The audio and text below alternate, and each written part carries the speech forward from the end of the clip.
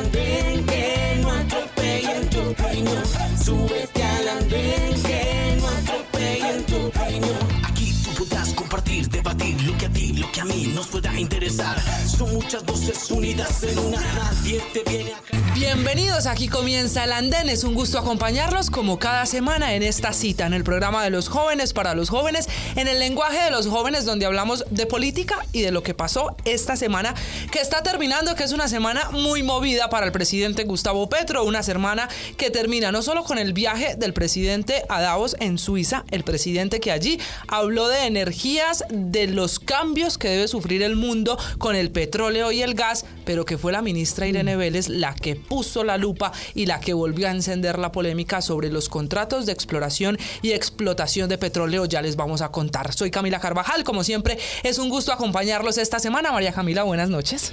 Camila, a quienes nos ven, buenas noches. Pues Camila, una semana muy movida, terminó como usted dice con sorpresas de parte del gobierno, con finalmente también salida de embajadores o más bien caída de designación de Víctor de Correa Lugo. Bueno, una semana, no sé, podríamos decir difícil para el gobierno de pronto. Pero no solo por ese nombramiento del doctor Víctor Correa de Lugo. ¿Sabe qué más pasó esta semana? ¿Qué pasó? Que terminamos sin saber si el fiscal general Francisco Barbosa es o no la nueva cara de la oposición en Colombia. No, la es. De hecho, en una semana, Camila, 8 días contados, 2 episodios en los que el fiscal le dice no de frente al gobierno e incluso cita a funcionarios del gobierno a declaración bajo juramento. Déjeme hacer de abogado del diablo, porque dice el ministro del Interior, Alfonso Prada, que eso no es la oposición, que el fiscal sigue siendo un vocero y también una persona que le apuesta a la paz total, pero que tiene unos requisitos, que pone unas cartas sobre la mesa para evitar cualquier tipo de problema en un futuro, y por eso se va a reunir el fiscal con el presidente Gustavo Petro. Va a haber reunión después de estos altercados, de estos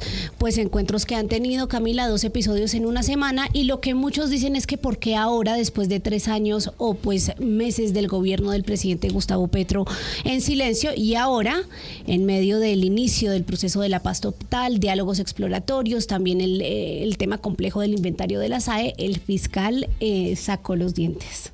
Yo creo que el fiscal también está trayendo un mensaje, no le quepa la menor duda, al Departamento de Estado de Estados Unidos, así que allí hay otra polémica, otro debate del que hablaremos, terminando esta semana en la que le apareció oposición a la reforma a la salud y oposición en el mismo gobierno. El ministro de Educación, Alejandro Gaviria, ya nos lo contó aquí a Blue Radio, va a hablar en contra del proyecto que lidera su colega Carolina Corcho y ya se lo advirtió, que se prepare porque una vez conozca el texto a finales de enero, porque se radica en febrero, ¿sí? Él va a decir que no está de acuerdo con casi toda la reforma. Pero es que es el ministro que lideró el sistema de salud, para uno luego decir que se necesita cambiar, es muy difícil. Una frase del mismo Gaviria, la peor traición que uno puede cometer es la traición a uno mismo. Y él está en un gobierno que quiere cambiar el sistema que él lideró. Lo que pasa es que la política es muy dinámica y por eso estamos hablando de estos cambios. Fue también esta la semana de los aguaceros, de las emergencias por las lluvias en Bogotá, en Medellín, sigue lloviendo en Cauca, muy difícil la situación en Nariño. Hablaremos de los diálogos con el ELN que volvieron a reanudarse, que ya dicen las partes se resolvió la crisis y que en febrero tendrán un segundo ciclo en México. Y hablaremos también, María Camila, de la paz total y obviamente del cese al fuego, que es quizá la polémica más grande de la semana. Sí, el cese al fuego que muchos cuestionan, ¿está activo o no está activo? ¿Hay verificación efectiva sobre el cese con estos 5 grupos alzados en armas? Pues aquí tendremos el debate sobre este tema. Así que ya saben, esto es El Andén. Usted también puede sumarse a esta conversación, a este debate en redes sociales. Nos leemos usando numeral El Andén. Ya viene la primera invitada. Le anticipo del tema salud. Tema interesante para los jóvenes porque este es un programa de jóvenes para jóvenes. Ya hay resolución. El Ministerio de Salud ya puso las reglas del juego para el aborto hasta la semana 24. Aborto legal en Colombia. La primera pausa esta noche de viernes. Bienvenidos. Esto es El Andén. Continuamos con El Andén. Muy bien, y seguimos en El Andén, seguimos este viernes contando los temas de los jóvenes, los que dieron de qué hablar esta semana, y uno de esos temas es precisamente el aborto, porque el Ministerio de Salud emitió una nueva resolución con la que está poniendo de nuevo las reglas del juego, las cartas sobre la mesa, para cumplir una decisión que tomó la Corte que causó polémica hace unos meses sobre la despenalización del aborto hasta la semana 24. Y para hablar precisamente de este tema nos acompaña esta noche nos acompaña en el andén una de las personas que ha seguido y que conoce muy bien esta situación. Es la doctora Diana Moreno, la directora de incidencia de Profamilia. Bienvenida al andén, doctora Diana. Gracias, Camila, muchas gracias por tenernos en este espacio y un saludo para ti y para toda la audiencia. Bueno, doctora Diana, ¿qué fue lo que pasó esta semana? El Ministerio de Salud vuelve a hablar del aborto, reglamenta, emite la resolución con la que hay nuevas reglas de juego alrededor del aborto. ¿Qué cambió? ¿Qué pasó? Lo que sucedió es que el ministerio le dio cumplimiento a una orden que le había hecho la Corte Constitucional. Como tú mencionabas, en febrero del año pasado la Corte despenalizó el aborto hasta la semana 24 y lo mantuvo en 3 causales después de la semana 24 del embarazo, que son esos casos en los que se vive violencia sexual, casos donde hay peligro para la salud o para la vida de la persona que está embarazada y casos donde hay malformación por fuera del útero. Y entonces, a partir de eso, para que dentro del sistema de salud, las EPS, las IPS, los profesionales de la salud, los médicos, sepan de qué manera pueden cumplir con esa sentencia, el Ministerio de Salud emitió esta resolución, la 051, que es para saber cómo mejor atender a las personas sin barreras y garantizarles su derecho al aborto. ¿Qué es eso que deben saber? Usted menciona al personal de la salud, los médicos en particular, esa resolución, la 051, ¿qué contempla para el personal de la salud? Hay como 2 tipos de información que son importantes.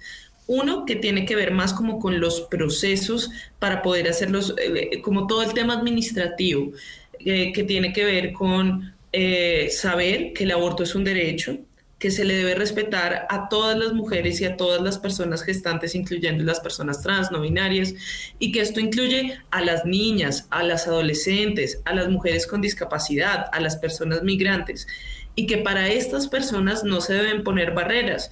Basta con la voluntad de la persona para interrumpir el embarazo antes de la semana 24 para que se puedan hacer los procedimientos, y estos procedimientos están incluidos dentro del aseguramiento. No se necesitan copagos ni cuotas adicionales, sino que simplemente la persona esté asegurada, y en caso de no ser asegurada, esto debe ser cubierto por los entes territoriales, ya que es esencial y urgente. Y hay otro tipo de información que es más sobre una actualización de esos procedimientos médicos. En el 2022, el año pasado, la Organización Mundial de la Salud emitió unos lineamientos que son sobre cómo atender el tema de aborto con los procedimientos más actualizados. Entonces el ministerio lo que hizo fue traer esos procedimientos actualizados a Colombia. Por ejemplo, prohíbe una técnica muy antigua que se solía utilizar, que es el legrado, que genera dolor y que es un poco más invasiva, y habla, por ejemplo, de la importancia del acceso con los medicamentos al aborto, que es una nueva técnica, es más moderna, más segura y con mucho menos dolor. Claro. Me causa una curiosidad. Usted, cuando habla del personal de la salud, recuerda y es muy insistente en que el aborto hoy en Colombia es un derecho. ¿Qué pasa para el personal de la salud, para quienes trabajan incluso en Profamilia, con la objeción de conciencia en aquellos médicos que se nieguen a practicar el derecho al aborto? El derecho a la objeción de conciencia sigue estando reconocido. Esto es específicamente para esos profesionales que estarían teóricamente involucrados con hacer el procedimiento de manera directa. No incluye al personal administrativo o a profesionales de caja o a profesionales que realmente no están involucrados en lo que es directamente hacer el procedimiento. Cuando a un profesional le solicitan directamente hacer el procedimiento y por sus convicciones personales, íntimas, individuales, religiosas, considera que no lo puede hacer, debe escribir un documento en el que le informa a sus supervisores el por qué el aborto está en contra de su conciencia, y con eso simplemente puede eximirse de hacer el procedimiento. Pero hay algo que nunca se debe olvidar, y es que esos profesionales que hacen objeción de conciencia deben remitir a las usuarias a otros profesionales que sí los hacen, ya que también es derecho de ellas poder acceder a ese servicio de salud. Pero eso significa, doctora Diana, que la mujer que vaya a acceder a su derecho al aborto no tiene que buscar otro médico, no tiene que ser ella la que empiece a revisar a dónde ir, sino que son entre el mismo personal de la salud que deben remitir a esa paciente? ¿Es así? Tal cual, de esa manera. Y dentro de las IPS y las EPS, o sea, las instituciones, los hospitales, pero también las aseguradoras, deben siempre garantizar que haya al menos un profesional que pueda prestar el servicio. Claro. Doctora Diana, a propósito de esta situación, hablemos de las edades, ya para ponernos al otro lado, es a la cara del personal de la salud, pero hablemos de este lado, de las mujeres. ¿Qué requisitos, condiciones, edades o qué mínimos deben cumplirse con esa resolución 051 para acceder al aborto? En este caso, debe tenerse en cuenta que las niñas y las adolescentes también tienen derecho a decidir si continúan o no con un embarazo. El embarazo es un proceso, y para aquellos que lo han vivido, es un proceso biológico que transforma el cuerpo y que también cambia la vida de las personas, el hecho de tener hijos. Entonces son esas personas que quedan embarazadas quienes deben se les debe explicar cuáles son sus opciones. Sus opciones son o dar en adopción, o continuar con el embarazo, o interrumpir con el embarazo, y ser ellas quienes definen en su cuerpo hacerlo. No se requiere autorización de parte de tutores, padres, parejas o de otras personas alrededor.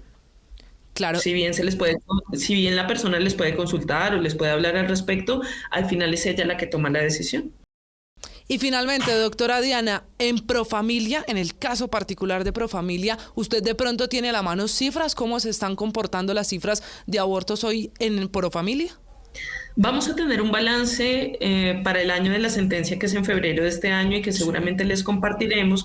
Por ahora lo que le puedo adelantar es que desde que se emitió la sentencia han aumentado las solicitudes, y esas solicitudes siempre se hacen, en su gran mayoría, más del 90%, se hacen en las primeras semanas de la gestación, en el primer trimestre. Ese aumento, para que la audiencia también lo tenga claro, no quiere decir que hoy en día abortan más personas de las que abortaban hace 3 años cuando no teníamos la sentencia, sino que hoy en día más personas pueden acudir al sistema de salud en vez de hacerlo de manera clandestina o de forma insegura. Muy bien, pues es la doctora Diana Moreno, la directora de incidencia de Profamilia, que se ha subido esta noche de viernes al andén, que nos ha acompañado para explicar un tema que sigue generando mucha controversia, que sigue siendo polémico, pero que lo que hizo el Ministerio de Salud esta semana que acaba de terminar fue cumplir una decisión de la Corte. Ha quedado reglamentado ese derecho al aborto. Doctora Diana, gracias por habernos acompañado. Muchísimas gracias, Camila, y a toda la audiencia. Un abrazo.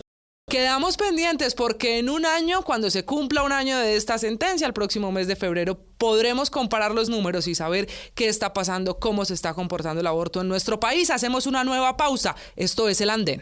Continuamos con El Andén.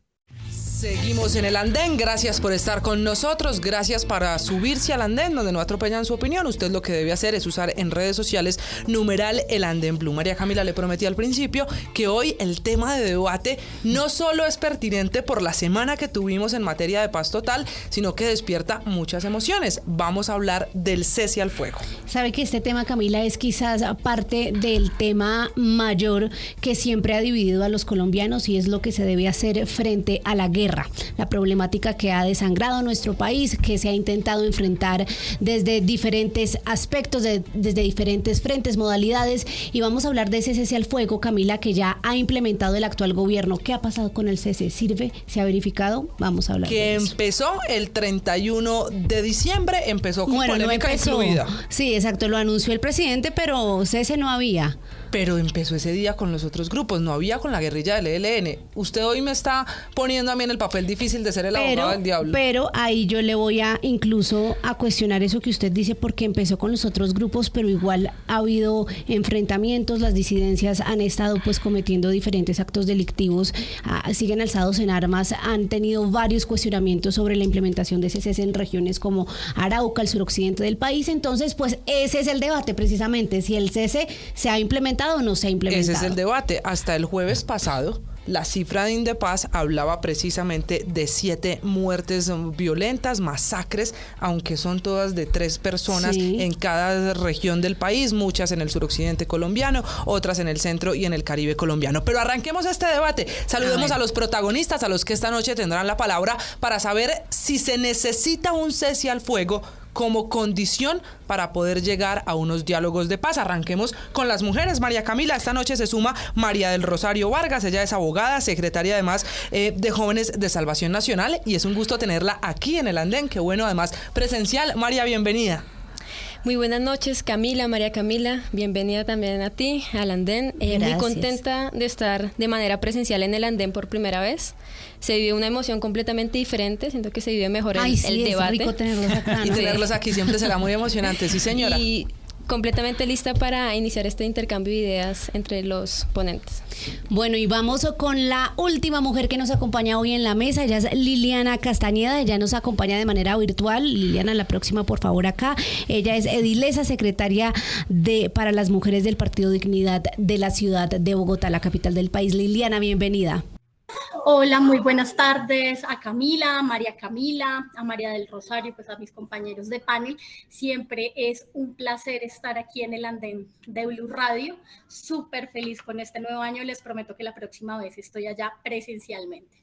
Que así sea, y le tengo otros 2 acompañantes esta noche para debatir. Arranco saludando primero a Sebastián Zapata, uno de nuestros analistas políticos, ya ha pasado por el andén, lo recuperé en el 2023 porque usted no estaba, pero él pasó por aquí, se fue, estuvo trabajando en lo público, y aquí vamos volviendo todos a debatir. Sebastián, buenas noches. Muy buenas noches a las Camilas, mis compañeros de panel, a todas las personas que nos están escuchando.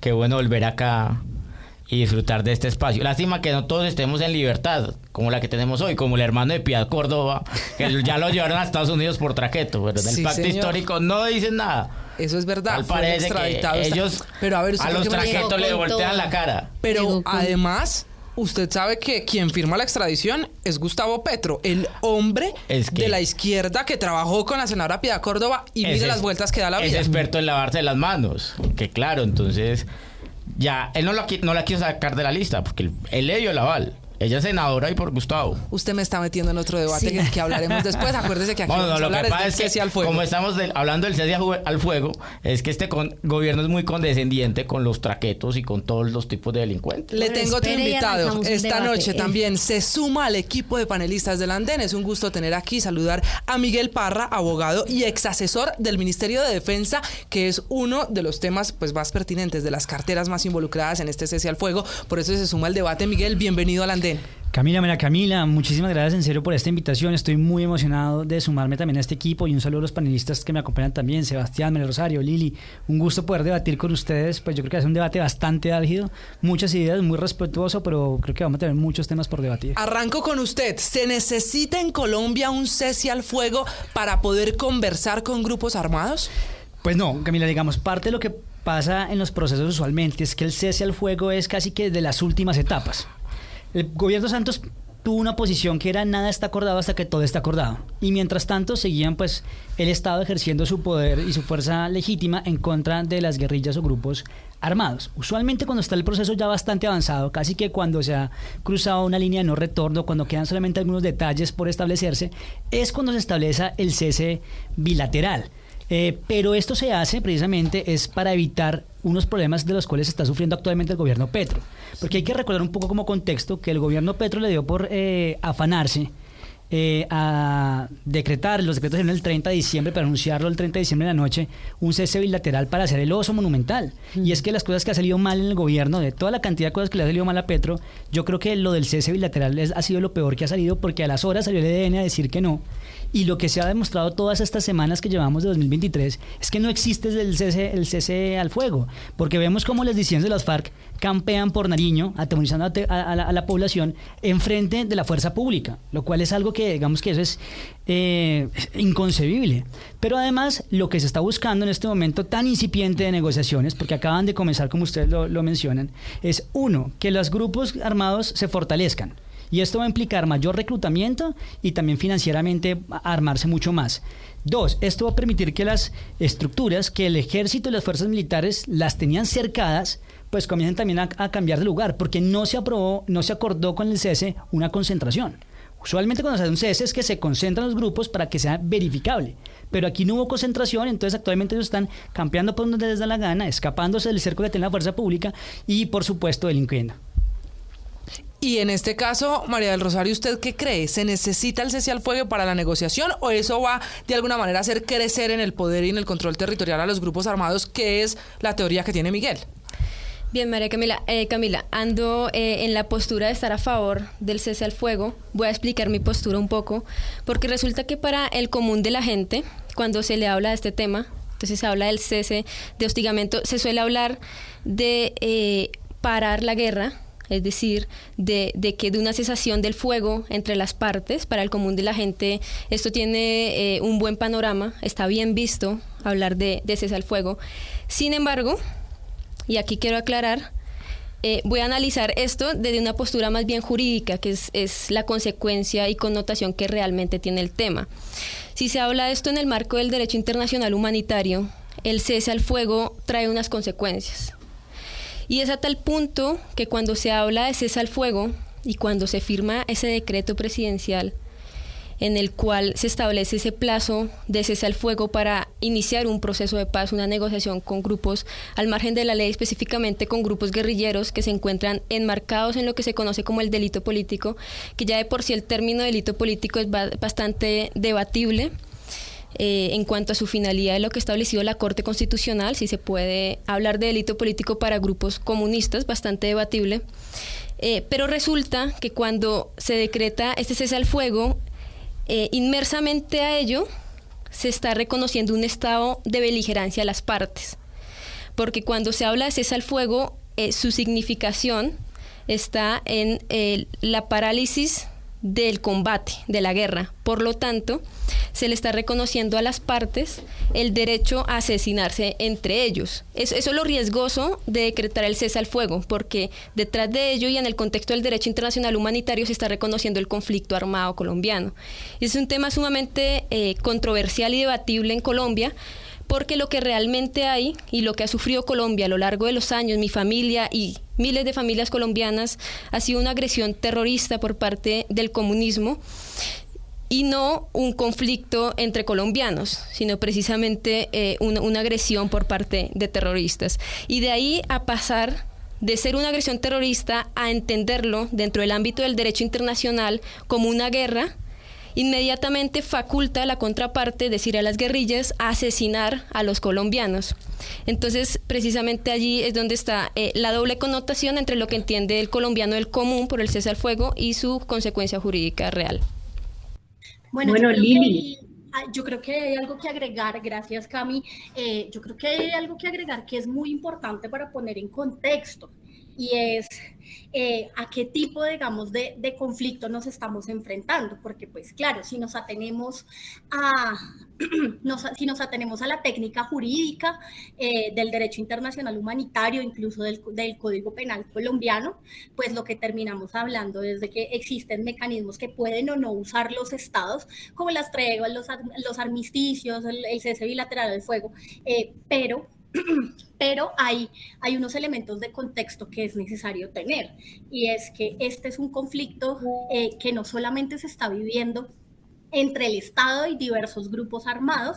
Por eso la apuesta de paz total me parece tan interesante, y ojalá se ejecute bien, ojalá no se ejecute, digamos, con improvisaciones. Estaba diciendo, no solamente hay un conflicto y un enfrentamiento entre el Estado y grupos armados irregulares, sino entre ellos mismos también. Estamos hablando que hay territorios donde no solamente hay conflicto entre el ejército y el ELN, sino entre el ELN y las disidencias de las FARC, entre las disidencias de las FARC y el Clan del Golfo, ¿sí? Y así, digamos, sucesivamente.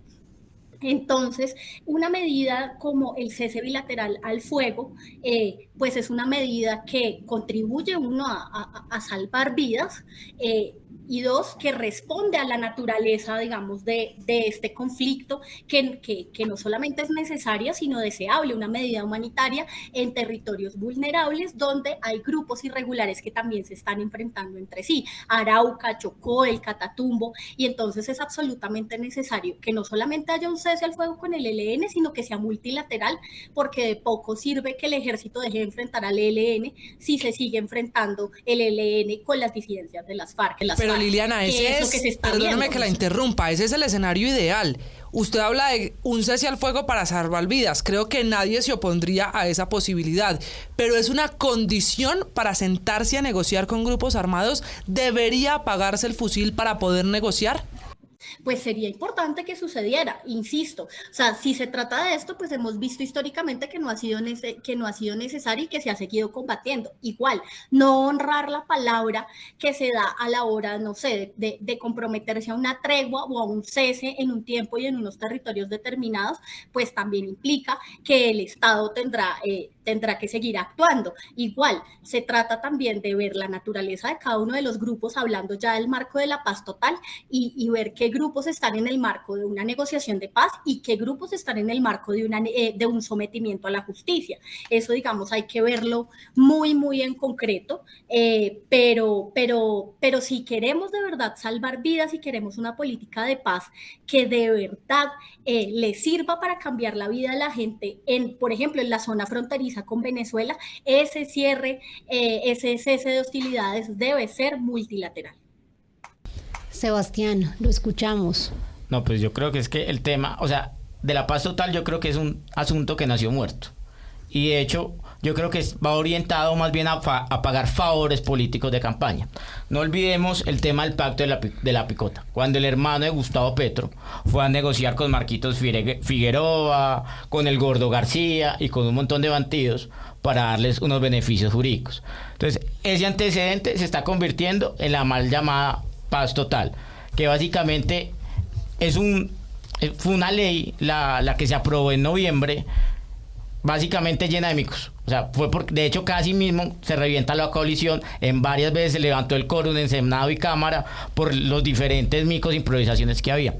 Uno no puede ser enemigo de la paz, como ha hecho por ejemplo el Centro Democrático en reiteradas ocasiones, como lo hizo con Santos en el proceso de las FARC, pero tampoco uno puede ser tan inocente y creer que uno va a negociar con 7, 8 grupos políticos y bandas criminales. Pues es que aquí tenemos, Gustavo Petro metió a todo el mundo en la misma colada. Yo creo que el fiscal Barbosa tiene razón al no levantar unas órdenes de captura, porque es que una cosa es cuando un grupo tiene un estatus político y otra es cuando son un grupo de bandidos que se dedican a cobrar vacunas. O sea, ese cuento de que las águilas negras no están ahí, el Clan del Golfo y estos otros grupos tienen interés políticos en sus cuentos. Ellos están dedicados a las economías del microtráfico, a explotar la minería ilegal, el oro, la madera, etcétera. Ellos fines políticos no tienen. Entonces, cuando usted trata de abarcar tanto, pues obviamente se le va a desbordar eso. Eso es un sofisma como la mayoría política de este gobierno, como lo que estamos viendo en trabajo, como lo que estamos viendo en salud, como lo que estamos viendo en el tema minero energético. Son vainas irrealizables, de pronto hasta tienen el fondo pues como una buena intención, pero en la praxis son totalmente utópicas. El problema del proceso de Santos, si bien fue muy bueno, también se exacerbó en lo que buscó. Acuérdense que al principio era un proceso que costaba 90 billones de pesos al año y ya se difuminó porque no se pudo cumplir económicamente ni políticamente. Y lo que usted dice es muy cierto, y quiero retomar el punto porque es que aquí, claro, todos queremos un cese bilateral, todos queremos que las armas dejen de dispararse y que todos los colombianos puedan vivir en paz y en libertad. Y pues es el propósito, por supuesto, también que se persigue con el acuerdo pues para la paz total con todos esos grupos. Pero Liliana, no podemos olvidar con quién se está negociando, y es que aquí no están negociando con monjitas de la caridad ni con angelitos, sino todo lo contrario, están negociando con bandidos de la peor calaña. Estamos hablando con terroristas que han cometido crímenes casi que innombrables, y el ELN en toda su historia siempre ha mostrado una falsa voluntad de hacer la paz, de lograr un proceso de paz, tanto así que mire que cuando le dijeron cese bilateral dijo no, a mí no me metan la colada porque yo no voy. Pero además, ¿qué es lo que pasa cuando se hacen estos ceses bilaterales en un punto tan incipiente de la negociación? Que la negociación podría fácilmente durar los 4 años de gobierno. ¿Y qué van a estar haciendo esos grupos los 4 años? Pues cultivando y comerciando narcotráfico. Vamos a volver al Caguán, es lo que la gente no ha entendido. Claro, estamos en el mismo camino del Caguán. Eso implica vidas, chicos, porque mira que donde más muere, donde hay que más... ver las cosas en concreto. Sí, pero mira, Liliana, donde en concreto. En concreto, como el tuit del PT del 31 de diciembre, hablemos en donde el ejército ni el ELN sabían. Salió un informe de muerte de los líderes sociales. Los líderes sociales que al gobierno se le olvidaron desde el 7 de agosto. Vamos ya uno, Liliana. Termina aquí, Miguel. 30 segundos, muy rápido, Miguel, y sigue Liliana.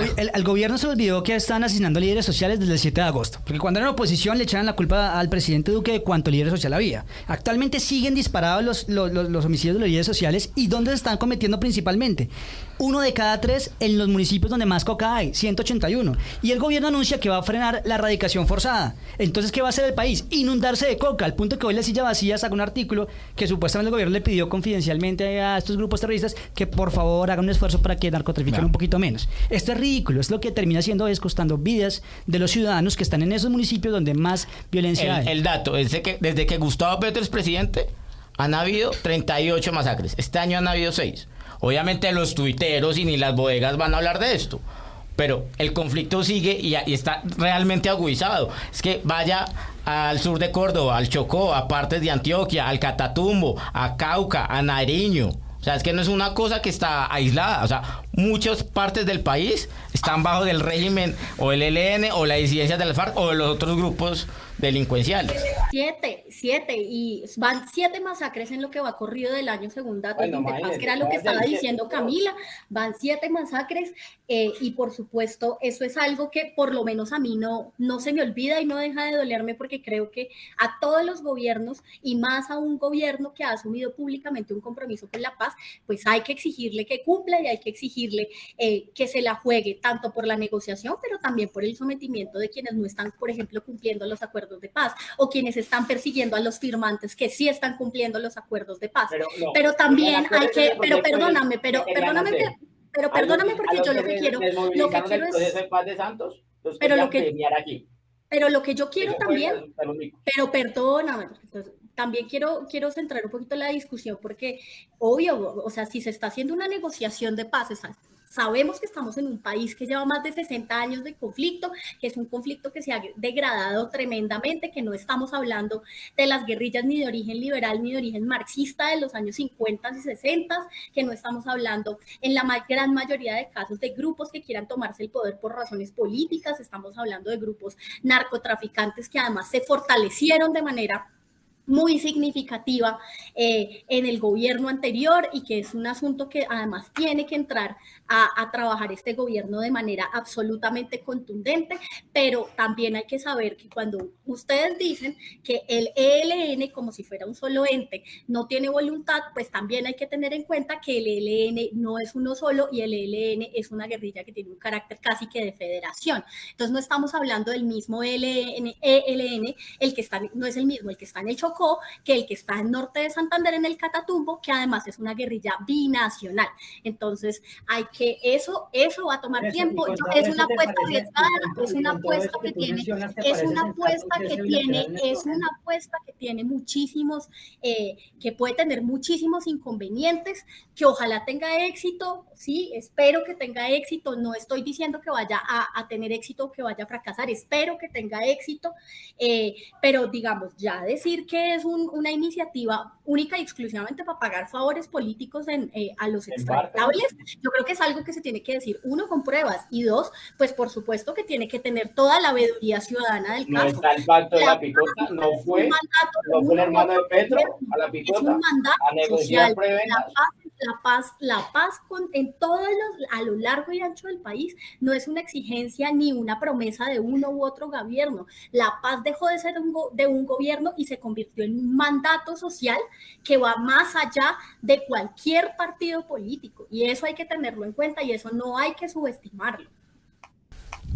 Bien, el cese al fuego bilateral, como hemos visto, trae nefastas consecuencias tanto en el campo práctico como en el campo jurídico, como lo analicé en la primera parte.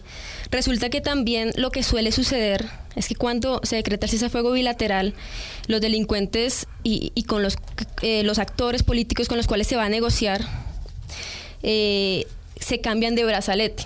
Entonces realizan sus actuaciones delictuales desde otros grupos al margen de la ley. Ahora bien, yo voy a presentar una propuesta, otra alternativa que sería aún más plausible y mucho más lógica que un cese al fuego bilateral. Es mucho mejor hacer un tipo de concentración en una región de los grupos armados ilegales con los cuales se va a negociar, y que la fuerza pública realice una seguridad perimetral de dicha región, para que de esa manera se custodie bien esa región y no posibilite, primero se garantiza ahí la protección, pues fruto de la negociación de esos grupos al margen de la ley, y evita futuros delitos. Ahora bien, yo quisiera tocar un tema que es bastante polémico, pero que es necesario tocarlo en el país, y pienso que no se han hecho debates en torno a este tema, y es que desde cuándo nos han venido con el cuento de que sí o necesariamente se requiere hacer un proceso de paz para conseguir la paz en las naciones. ¿Desde cuándo se requiere el ceder la ley, ceder una porción de justicia en un país para obtener la paz en una región? Resulta que precisamente los grupos al margen de la ley, los grupos guerrilleros en específico, han optado por la alternativa de las negociaciones de paz porque saben que militarmente no pueden derrotar a las fuerzas militares. Y la labor constitucional de las fuerzas militares es garantizar la paz de la nación. Por lo tanto, no entiendo el por qué también el debate se centra exclusivamente en buscar sí o sí un proceso de paz. ¿Por qué hay que ceder tramos de justicia en el país? Estamos acostumbrados a ceder y a ceder en vez de aplicar la ley a quienes delinquen y a quienes pasan por encima todo el Código Penal. Marcelo, yo estoy de acuerdo con lo que tú dices sobre la concentración, pero solamente en una etapa final del proceso, como pasó con el momento con las FARC, que solamente hasta el final, ya casi que estaba firmado el acuerdo, se comienzan a concentrar, porque si no se nos vuelve un caguán. Y donde pasa de todo y una republiqueta. Y lo que no podemos hacer es, como tú lo decías, perder soberanía ni perder control territorial, que es lo que a mí más me preocupa.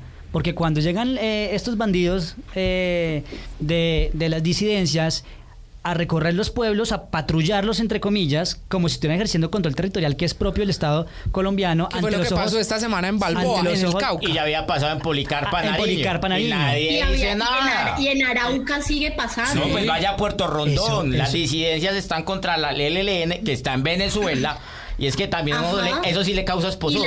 Petro mantiene con Maduro y el ELN traqueteando y secuestrando gente desde Venezuela, y la Guardia Nacional no hace nada. Y por eso, menos mal que estamos en una democracia donde existen control al poder. Ya la procuradora y el fiscal dijeron que ojo, porque si bien es cierto que el jefe, el comandante supremo de Fuerza Pública es el presidente de la República, las fuerzas tienen una misión constitucional que tienen que cumplir. Entonces no es posible que bandidos se pavonen por los pueblos mientras la policía y el ejército solamente quedan mirando. Pero esto es culpa de un cese bilateral aprobado a las patadas en un anuncio populista de Gustavo Petro el 30 de diciembre, que le salió el tiro por la culata. Porque Colombia y el mundo se emocionó. ¿Cómo así que un cese bilateral? Llegó la paz y al día siguiente supimos que no, que era un puro cuento. Y desmentido no por la oposición de Colombia, sino por el mismo ELN. Ahora sí, ese cese bilateral se terminó convirtiendo en un cese unilateral, ¿no?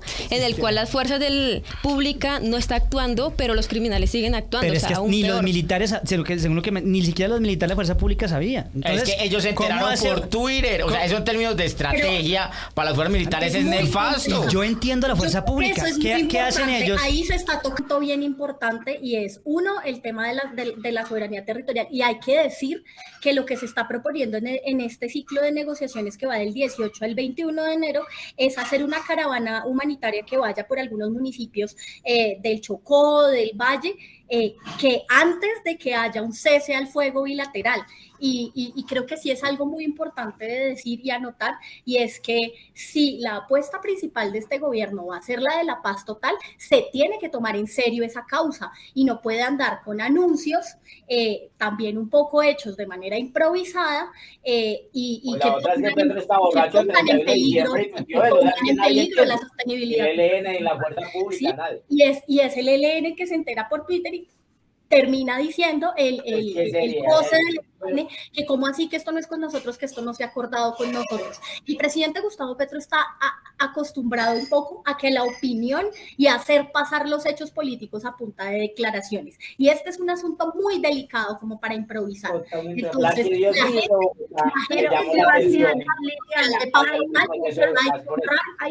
seriedad. Y es que parece, Camila, pues que es prácticamente imposible separar el tema del concepto jurídico, de la aplicación del cese, del tema político, como veo que lo ha hecho un poco más aquí María del Rosario, pero entonces yo quiero preguntarle en ese sentido a Sebastián, más allá de cómo este gobierno lo ha hecho y de la idea de paz total que usted no apoya, ¿no es necesario el cese para empezar a abrir la puerta hacia esos caminos de paz? ¿Por qué se lo digo? Porque hay muchas regiones en las que sí apenas se anuncia un cese y se empieza a cumplir, los primeros que lo agradecen son las comunidades. Entonces ellos son los que sufren la violencia. ¿Cuál fue el pero pues vaya, pregunte hoy en Puerto Rondón cómo está la gente? Pero es que no se ha cumplido el cese. Lo que yo le estoy preguntando no es la aplicación, sino el concepto de aplicación. ¿Cuál fue el éxito del proceso de Santos? Llegó una FARC disminuida que tenía donde tenía capacidad de negociación de tú a tú. O sea, es que los procesos de paz, hay teorías, usted puede leer la teoría de pacemaking, de pace bullying, etcétera. Pero cuando cuando el grupo insurgente está, digámoslo, arrinconado, pues tiene más capacidad de negociación. Ahora usted vaya a negociar hoy de tú a tú con el ELN, que llega una guerrilla fortalecida por las malas políticas de Duque, porque le faltó en tema de fuerza pública, guerrilla que está aumentando cualitativa y cuantitativamente, y fuera de eso, con los anuncios que hizo él, que pues el gobierno queda en desventaja para negociar, y fuera de eso, una fuerza pública que está desanimada. O sea, es un secreto a voces que la fuerza de este país está con la cabeza agachada por los anuncios del presidente, por los anuncios del ministro de Defensa, por los anuncios de la coalición de gobierno, porque les meten a la primera línea.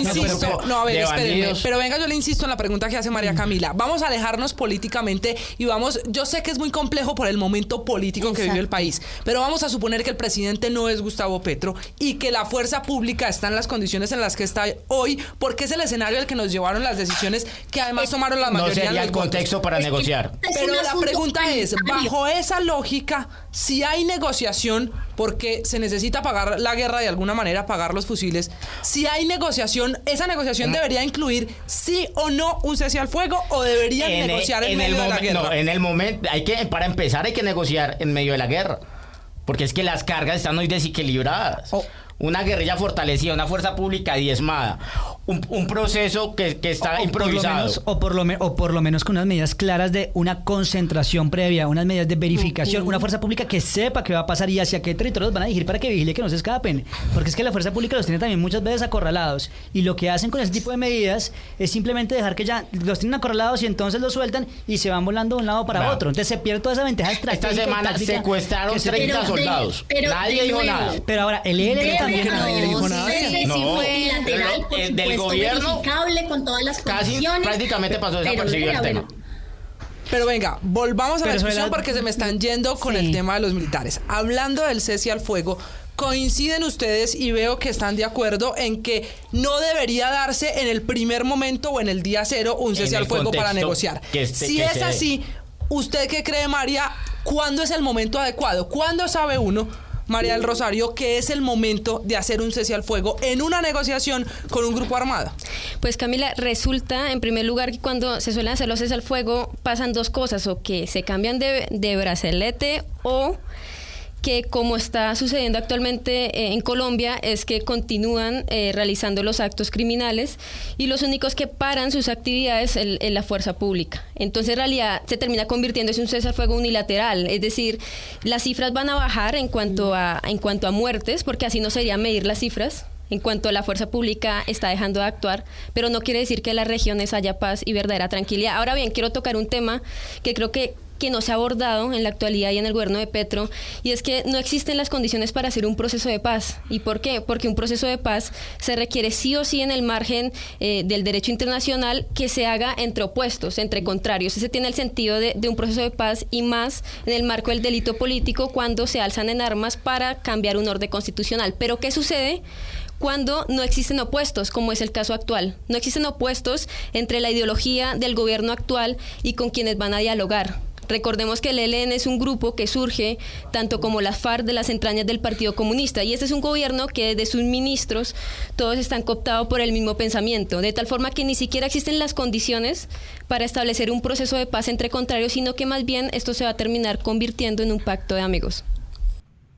Yo creo que ahí, además creo que se están confundiendo un montón de cosas, un montón de peras con manzanas. Recuerden de nuevo, o sea, las FARC de hoy, el ELN de hoy, no son ni el ELN ni las FARC de los años 60. Estamos hablando de grupos irregulares y para el derecho internacional humanitario, más que el estatus, entre comillas, digamos, el estatus político, si se quiere, se tienen en cuenta factores como el control territorial, la violación de derechos humanos, la violación, digamos, de derechos de personal civil, que son, digamos, materias sensibles para el derecho internacional humanitario y para el derecho internacional de los derechos humanos. Y hay algo que decía María Camila que es muy importante, y es que cuando hay este tipo de ceses bilaterales o multilaterales, las primeras beneficiadas son las comunidades, porque ya no están confinadas, porque pueden salir a la calle, y por supuesto, este es un cese que tiene, perdón,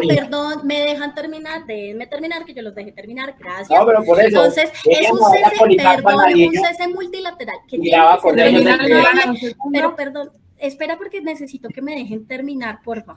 Liliana, la escuchamos. Entonces, gracias. Entonces, que sea un cese, por supuesto, multilateral, que sea verificable, que si se incumplen las condiciones, pues por supuesto no signifique la renuncia del Estado colombiano ni de las Fuerzas Armadas a combatir el crimen, por supuesto, si se violan esos acuerdos, pero la negociación y cualquier negociación de paz, y no es un asunto, digamos, de política o ideológico, sino un asunto humanitario, debe tratar desde el segundo cero de salvar vidas y de parar violación de derechos, insisto, con las garantías de veeduría internacional, con todas las condiciones que sean necesarias, pero debe velar por salvar la vida y por parar la violación de derechos, si se quiere, desde el segundo cero de las negociaciones.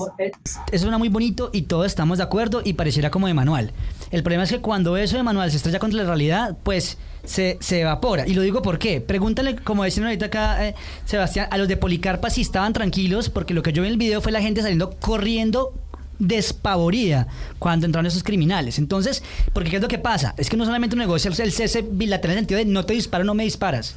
Es también que cesen en su actual criminal. Porque es que el tema, aquí lo que está pasando es que mientras en este momento hay un cese bilateral, esas organizaciones están sacando cultivos de coca, comercializando, secuestrando, reclutando, haciendo de todo para fortalecerse.